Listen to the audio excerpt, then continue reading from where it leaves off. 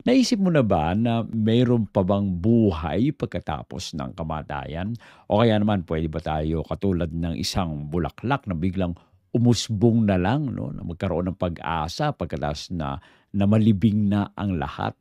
Ano po ba talaga ang ibig sabihin ni Jesus nang sinabi niyang, "Ako ang muling pagkabuhay at ang buhay," 'no? Kung inaasahan po ba natin na mawawala yung takot natin o yung ating pong hininga 'no, at, ang ating pananampalataya, ang mensahe po ba na ito ay para sa atin?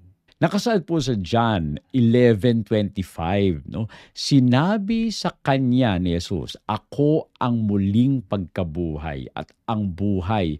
Ang sumasampalataya sa akin kahit siya'y mamatay ay mabubuhay."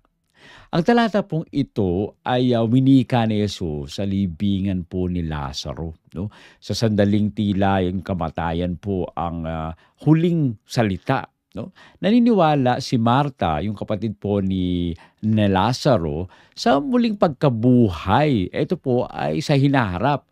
Ngunit binunyag po ng ating Panginoong Hesus ang isang, kasalukuyang katotohanan 'no, yung present truth. Ako ang muling pagkabuhay at ang buhay 'no.